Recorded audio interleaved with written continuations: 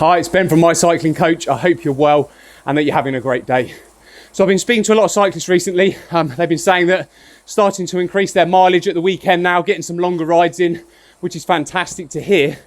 However, something they're really struggling with, what they've noticed over the last sort of few weekends, if you like, is that as part of these rides, from about the halfway point or 2/3 into the ride, they're just noticing that their energy levels are completely dropping, like the power in their legs is completely going, really struggling with energy. And through this, they're just seeing their speed as part of that ride plummet towards the back end of the ride. But this is also then really causing them to struggle to complete that ride, having to fight to really hold on and complete that and get back home. And when they are getting home, they're then absolutely starving hungry as well. So, you know, you may be finding the same thing at the moment. You might have started to increase your mileage, which is fantastic. But if you're going out and, you know, feeling like those energy levels are dropping and then struggling to complete the ride, or seeing that your speed is really plummeting as well, can be quite demotivating. So today I wanted to just give you some real quick tips on some amounts that you can focus on pre, during and post ride to prevent this happening, which will allow you to go into that ride with enough energy. Really important to sustain that energy, but then also enhance your recovery and the benefits you will get after that ride as well.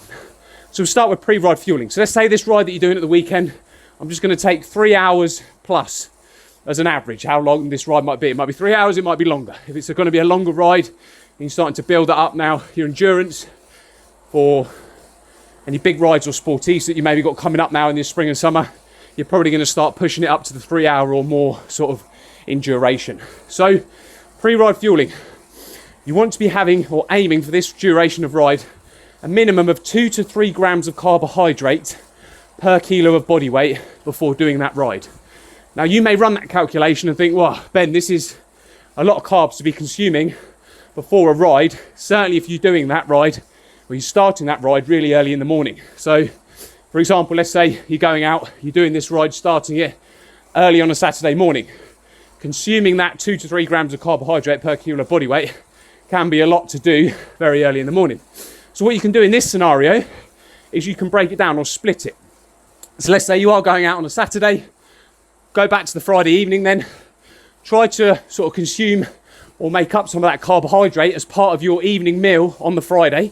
So you may go half and half. So you have like real good quality carbohydrate meal on the Friday evening, pasta, potatoes, rice, pizza, foods like that. That's going to allow you to really top up those carbohydrate levels.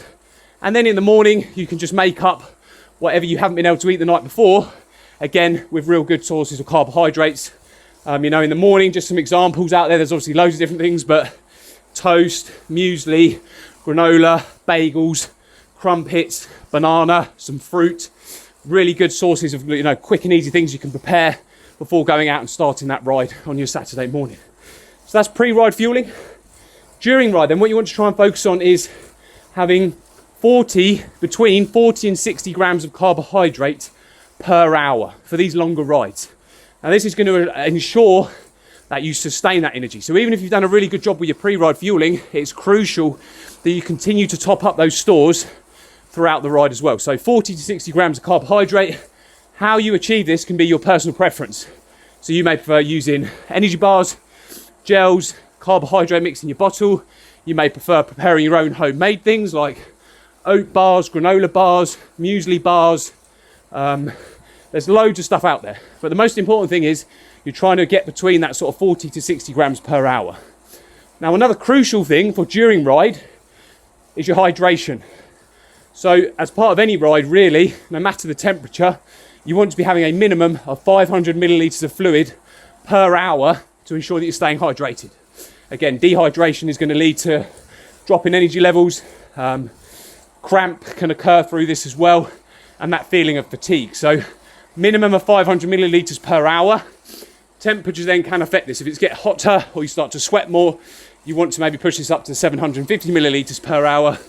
And then as you get into the summer, or if you go to ride in a warmer climate, you may even want to be up around the litre per hour. So that's during ride, guys. Focus on that and you will be able to sustain those energy levels through the ride and keep that performance where you want it to be.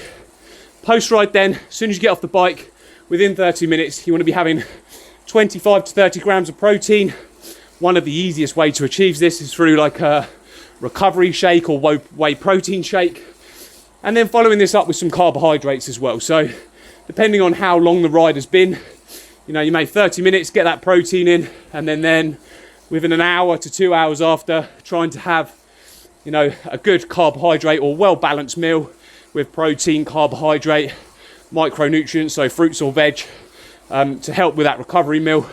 And then, as I say, really enhance the adaptations and benefits you would have got for that training ride as well. And this, having that focus there as well, can just also then help control the calories that you're eating after the ride, which can obviously be very beneficial if you've got any weight loss targets that you're working towards as well.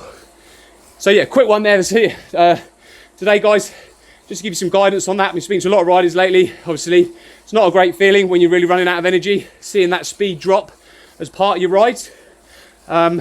So really try and target on some of those amounts if you haven't been doing that already, and you should feel a huge difference to your performance, and just allow you to really enjoy your riding more, but also get more out of it as well.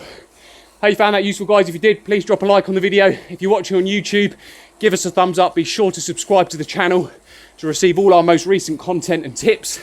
Any comments, as always, found it useful. Cheers, Ben. Thanks, Ben, or something. It's always great to see some comments from you guys on there as well. I hope you have a great rest of your day. Enjoy your riding. Fuel smart, ride strong. Speak to you soon.